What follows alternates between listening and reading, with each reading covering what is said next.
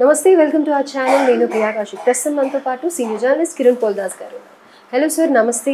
Hi అండి, నమస్తే అండి. సార్, సో సింగర్ మంగ్లీది ఇష్యూ మళ్ళీ తెరపైకి వచ్చింది. తను లెటర్ రాయడం జరిగింది. అయితే ఇది ఓవరాల్గా అసలు ఏం జరిగింది అని అంటే కనుక మీకు కూడా తెలిసిందే. Rammohan Naidu central minister invitation ప్రకారం ఒక ఆర్టిస్ట్గా తను వెళ్ళి అక్కడ పాట పాడడం జరిగింది.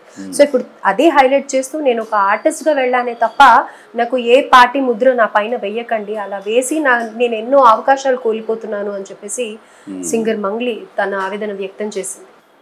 దీనికి ఏమంటారు? అంటే ఆమె ఆవేదనలో వాస్తవం ఉంది, అర్థం కూడా ఉంది. కాకపోతే అదే సమయంలో ఆమె కూడా అంటే ఆమెకు అనుభవ రాహిత్యంతో చేశారా లేకపోతే ఇది ఏ రకంగా జరిగిందో కానీ మొత్తం మీద అయితే ఆమెకు వైసీపీ వ్యక్తి అన్న ముద్ర చాలా బలంగా పడిందని చెప్పాలి. కానీ ఇంతకుముందు బీఆర్ఎస్ వ్యక్తి అని అనేసి అనేవాళ్ళు కదా సార్. అంటే బీఆర్ఎస్ వ్యక్తి ఎందుకంటే గతంలో బీఆర్ఎస్కి పాటలు పాడింది ఆమె, ఆ తర్వాత వైసీపీకి పాటలు పాడింది. సో బీఆర్ఎస్ వ్యక్తి అనటానికి కూడా రీజన్ అసలుకి తెలంగాణ వాళ్ళు ఆమెను ఓన్ చేసుకున్నారు. వాస్తవానికి ఆమెది తెలంగాణకు కాదు, ఆమె అనంతపూర్ మహిళ. అనంతపూర్ ఒక గిరిజన కుటుంబానికి, లంబాడ కుటుంబానికి చెందిన వ్యక్తి. ఆ అమ్మాయి పేరు అసలు పేరు సత్యవతి. సత్యవతి హెచ్ఎంటీవీలో నేను పనిచేస్తున్నప్పుడు హెచ్ఎంటీవీలో మేమే ఇంట్రడ్యూస్ చేసాం ఆ అమ్మాయిని. ఒక కాంపిటీషన్, మారుమోగిన పాట అని ఒక కాంపిటీషన్లో సత్యవతిని ఇంట్రడక్షన్ చేయడం జరిగింది. అందులో ఆమె గెలిచారు ఆ కాంపిటీషన్లో. మారుమోగి జానపద గీతాల పోటీ అనమాట అది. సో అందులో ఆమె విజయం సాధించిన తర్వాత ఆమె V6 అనే ఛానల్కి వెళ్ళటం, అక్కడ మంగ్లీ అనే ఒక పాత్రను ఆమె పోషించడం, అంటే రాజకీయాల్లోనే ఒక వెటకారంగా సాగే ఒక కార్యక్రమం. సావిత్రి ఇంకా సత్య ఇప్పుడు ఆ తర్వాత ఆ ప్రోగ్రాము తీన్మార్ మల్లన్న కానీ మంగ్లీ కానీ అక్కడి నుంచి వచ్చిన వాళ్ళే. సో ఆ తర్వాత రోజుల్లో ఆమె మంగ్లీగానే ప్రసిద్ధి చెందింది. అసలు పేరు అందరం మర్చిపోయారు, మంగ్లీగానే ప్రసిద్ధి చెందింది. ఆమెకు ఒక పర్టికులర్ ఒక టిపికల్ వాయిస్ ఉంటుంది ఆమెకి, అందరిలా కాకుండా ఒక డిఫరెంట్ వాయిస్ ఉంటుంది. దాని ద్వారా ఆమె ఈ జానపద గీతాలకు, అలాగే ఒక భక్తి పాటలకు, రాజకీయ పాటలకు ఆమె వాయిస్ చాలా బాగా సూట్ అవుతుంది. ఒక హై పిచ్లోకి ఎత్తుకోగలుగుతుంది ఆమె. సో దానివల్ల ఆమెకు విరివిగా అవకాశాలు వచ్చినాయి. భక్తి పాటలు పాడేది, ఆ తర్వాత రాజకీయ పాటల్లో కూడా బీఆర్ఎస్ కొన్ని పాడింది, ఆ తర్వాత వైసీపీకి పాడింది, తెలుగుదేశానికి పాడింది, అన్ని పార్టీలకు పాడింది. తెలుగుదేశంకి తప్ప మిగతా అన్ని పార్టీలకు ఆమె పాడింది. బీజేపీకి పాడింది, బీఆర్ఎస్కి పాడింది, వైసీపీకి పాడింది. అయితే ఈ క్రమంలో జరిగిన పొరపాటు ఏంటంటే ఆమెకు అనుభవం లేక ఆ రకంగా జరిగి ఉంటుందని నేను అనుకుంటున్నా. పర్టికులర్ కావాలని ఒక పార్టీకి బాగా ఊదాలని అనుకోకపోయి ఉండొచ్చు, కానీ అనుకోకుండానే కొన్ని పరిణామాలు ఆమెకు వైసీపీ మనిషి అన్న ముద్ర వేసే వైసీపీకి పాటలు పాడింది. 2019లో ఆమె పాడిన ఒక పాట వైసీపీకి కొన్ని కోట్ల వ్యూస్. ప్రతి రాజకీయ కార్యక్రమంలో ఆ పాట పాడించారు, ఆ పాట ప్రసారం అవుతూ ఉండేది. రాజకీయ ప్రచారం మొత్తం కంటిన్యూస్గా ఆ పాట మారుమోగుతూనే ఉండేది. సో చాలా సూపర్ హిట్ అయింది, అదొకటి. దాని తర్వాత ఆమెను జగన్మోహన్ రెడ్డి పిలిచి అభినందించడము, ఆ తర్వాత SVBC ఛానల్కు ఆమెను ఒక మెంబర్గా వేయటము, ఇవన్నీ చూసిన తర్వాత ఆ అమ్మాయి పర్టికులర్గా వైసీపీ మనిషి అన్న ఒక ముద్ర పడింది. అదే సమయంలో తెలుగుదేశం పార్టీని చంద్రబాబు నాయుడు గారికి పాటలు పాడను అన్నదని చెప్పేసి ఒక ప్రచారం జరిగింది. వాస్తవానికి ఆ ప్రచారంలో నిజం లేదని ఆమె ఇప్పుడు చెప్తా ఉన్నారు. నన్ను ఎవరు తెలుగుదేశం వాళ్ళు ఒక్కళ్ళు కూడా సంప్రదించలేదు, నేను వైసీపీ మనిషి అనుకుని నన్ను సంప్రదించలేదు, తెలుసో తెలియకో ఒక పార్టీకి నేను అలా తోయబడ్డాను, నేను అన్ని పార్టీల నుంచి వచ్చే అవకాశాలు కోల్పోయాను. జనసేన పార్టీకి ఆమె పాడలేదు, అలాగే తెలుగుదేశం పార్టీకి పాడలేదు, ఎవరు పాడించుకోలేదు ఆమెతోటి. సో నిజంగా కూడా ఆమె కొన్ని అవకాశాలను కోల్పోయి. ఇప్పుడు అనంత శ్రీరామ్ ఉన్నాడు, అనంత శ్రీరామ్ వైసీపీకి రాశాడు పాటలు, టీడీపీకి రాశాడు పాటలు, జనసేనకి రాశాడు పాటలు, కానీ ఆయన మీద ఏం ముద్ర లేదు కదా.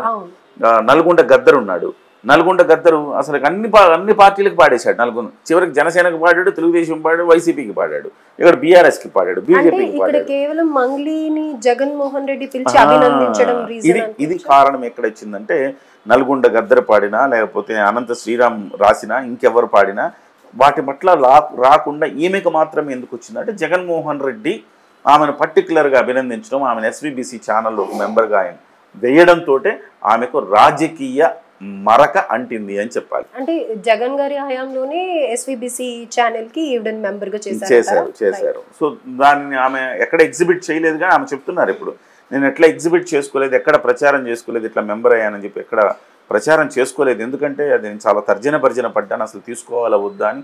లేదు, మా కులదైవం వెంకటేశ్వర స్వామి, ఆయన్ని ఖచ్చితంగా తీసుకోవాలి కదా, కాదనద్దు, భగవంతుడు ఇచ్చిందని చెప్పి తీసుకున్నాను. అంటే ఈ పరిణామ క్రమంలో ఒకదానికొకటి అటాచ్ అయ్యి చివరికి మంగ్లీ వైసీపీ అనే ఒక ముద్ర పడిపోయింది. ఇప్పుడు పడిపోవడంతో 2024లో ఆమె చెప్తున్న లెటర్ ప్రకారం ఆమె చెప్తుంది అంటే 2024లో అసలు ఏ పార్టీకి రాజకీయ పాటలు పాడొద్దని నిర్ణయించుకున్నాను, ఆ రకంగా పాడలేదు అన్నారు. సో నేను అనుకోవడం ఏంటంటే మంగ్లీ అనుకోకుండా వైసీపీకి దగ్గరైంది, అది వాస్తవం. ఆ అమ్మాయికి వైసీపీ అంటే ప్రేమ, తెలుగుదేశం అంటే కోపం ఉండకపోవచ్చు, ఉన్నాయనే నేను అనుకోను. ఒక కళాకారిణిగా వాళ్ళు ఎక్కువ ప్రోత్సహించారు ఆ అమ్మాయిని, ఆటోమేటిక్గా వాళ్ళతో అసోసియేట్ అయింది. ఇది ఆ అమ్మాయికి కొంచెం నష్టం కలిగించిందేమో అనిపిస్తుంది. ఇవాళ తెలుగుదేశం పార్టీ కార్యకర్తలు చాలా ఫైర్ అయ్యారు. అలాంటి మంగ్లీని మీరు గౌరవం ఇచ్చి ప్రోటోకాల్ తోటి ఇక్కడ దర్శనం చేయించి ఇలా ఎలా చేస్తారు అని కేంద్ర మంత్రి రామ్మోహన్ నాయుడు మీద తీవ్రమైన విమర్శలు గుప్పించారు. అయితే ఈ సందర్భంలో కళాకారులు అనే వాళ్ళు తెలుసుకోవాల్సిన విషయం ఏంటంటే చాలా సున్నితమైన వ్యవహారం. సినిమాలు రాజకీయం కలవకూడదు. ఎప్పుడైతే కలుస్తాయో చాలా పెద్ద ఇష్యూస్ అవుతాయి. లైలా సినిమా ఉంది, లైలా సినిమాలో పృథ్వీ చేసిన వ్యాఖ్యలు ఎంత దుమారం రేపాయో చూసాం మనం. చివరికి కొన్ని వేల ట్వీట్లు, 25,000 ట్వీట్లు, సినిమాని మేము అట్లా చేస్తాం ఇట్లా చేస్తామని బెదిరింపులు ఎన్ని వచ్చి చివరికి అతను క్షమాపణ కూడా చెప్పాడు. సో ఎంత దుమారం రేగింది. కళాకారులు అన్న వాళ్ళు కొంచెం రాజకీయాలకు దూరంగా ఉంటే మంచిది. లేదు, కళలకు రాజకీయానికి ఒక సపరేట్ స్పేస్ పెట్టుకుంటే బాగుంటుంది. సో ఈవెన్ మీరు రాజకీయాల్లో ఉండదలుచుకుంటే కళల్లో ఖచ్చితంగా కొన్ని అవకాశాలు కోల్పోవాల్సి వస్తుంది. మీరు వైసీపీకి దగ్గర అయితే తెలుగుదేశం వాళ్ళు అవకాశాలు ఇవ్వరు, మీరు తెలుగుదేశం దగ్గర అయితే వైసీపీకి అవకాశాలు ఇవ్వరు. సో కాబట్టి మీరు నిజంగా కళాకారిణిగా మీరు పూర్తి స్థాయిలో ఉండాలి, ఎదగాలి అనుకున్నప్పుడు రాజకీయాలకు పూర్తిగా దూరంగా ఉండాలి. సో ఒక పాట వాళ్ళకి పాడితే ఒక పాట వీళ్ళకి పాడాలి. ఖచ్చితంగా పాడిన తర్వాత కూడా వాళ్ళు ఏదైనా కార్యక్రమంలో వాళ్ళు స్పెషల్గా మిమ్మల్ని అట్రాక్షన్గా తీసుకెళ్ళి పిలవాలని నాకు అదొక ప్రచారం. కొంతమంది తరపున తిరిగింది ఆవిడ, ప్రచారంలో కూడా పాల్గొన్నది. నేను ఒక్క మాట కూడా చంద్రబాబుని అనలేదు ఎక్కడ ప్రచారంలో. అంటే మీరు వైసీపీ తరపున తిరిగారు కదా, మరి మీ మరక అంటదా? సో కొన్ని తప్పిదాలు ఆమె నుంచి ఉన్నాయి. ఇలాంటి విమర్శలు రావడానికి ఆమె అర్హురాలే అంట నేను. డెఫినెట్గా ఆమె తప్పిదాలు ఉన్నాయి కాబట్టి ఇలాంటి విమర్శ వచ్చింది. సో ఇదొక గుణపాఠం అని చెప్పాలి. ఇవాళ నేను 2024కి నేను ఎవ్వరి పాట పాడలేదు, ఇలాంటి విమర్శలకు దూరంగా ఉండాలి అనుకున్నాను అంటే మొత్తం అయిపోయాక ఏముంది అందులో. సో 2029 కూడా వస్తుంది. అంటే పీక్స్లో ఉంది ఆమె కెరీర్ పీక్స్లో ఉన్నప్పుడు జూనియర్ ఎన్టీఆర్ లాంటోడే, వారసత్వం ఉన్నోడే రాజకీయాలకు దూరంగా ఉన్నాడు. ఒక్క రాజకీయ కామెంట్ చేయకుండా జాగ్రత్త పడుతూ తన కెరీర్ని తీర్చిదిద్దుకుంటున్నాడు. జూనియర్ ఎన్టీఆర్ అంటే సాక్షాత్తు ఎన్టీఆర్ గారు మనవడు. ఇవాళ తెలుగుదేశం పార్టీకి నిజం చెప్పాలంటే నందమూరి వారసుడు, నందమూరి కుటుంబం నుంచి వారసుడు. ఇవాళ నారా కుటుంబం దాన్ని ఆ లెగసీ కంటిన్యూ చేస్తోంది. వాస్తవానికి నందమూరి నుంచి అంటే జూనియర్ ఎన్టీఆర్ కంటే మించిన వాడు లేడు. కానీ తను తెలుసుకున్నాడు, రాజకీయంగా నేను ముందుకెళ్తే నా కెరీర్ ఖతమవుతుంది అని తెలుసుకొని గుణపాఠంలా నేర్చుకొని ఇవాళ రాజకీయాలు దూరంగా ఉన్నాడు. సో అటువంటిప్పుడు ఆయనే అంత దెబ్బతింటే చిన్న చిన్న కళాకారులు మీరు ఎంత దెబ్బతింటారు ఆలోచించుకోవాలి. ఎవరైనా కానీ కళాకారునిగా రాణించాలంటే కళాకారులుగా డెఫినెట్గా సినిమా రంగంలోనే ఉండాలి, రాజకీయాలకు దూరంగా ఉండాలనే దానికి ఈమె ఎపిసోడ్ ఒక ఉదాహరణగా మనం చూడాలి. బట్ ఏదేమైనా ఏదో అంటే పిచ్చుక మీద బ్రహ్మాస్త్రం లాగా తెలుగుదేశం శ్రేణులు కూడా అంతగా దాన్ని పట్టించుకోకపోతే మంచిది. ఆమె జీవితం ఎంత పాపం, ఒక లంబాడి మహిళ కింది స్థాయి నుంచి ఎదిగి ఇవాళ దేశం గర్వించదగ్గ ఒక కళాకారిణిగా ఎదిగింది. ఆయన ఎవరండి, ఈషా ఫౌండేషన్. ఆయన ప్రతి శివరాత్రి అప్పుడు మంగ్లీ లేకపోతే కార్యక్రమం లేదు, పాడుతుంది. సో దేశం గర్వించదగ్గ కళాకారిణి అయింది మంగ్లీ.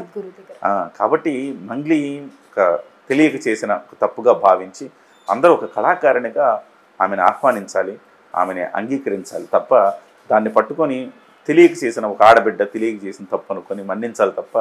సో ఇదొక గుణపాఠంలాగా అటు మంగ్లీ కానీ అప్కమింగ్ కళాకారులు కానీ చూసి రాజకీయాలకు దూరంగా ఉండాలి.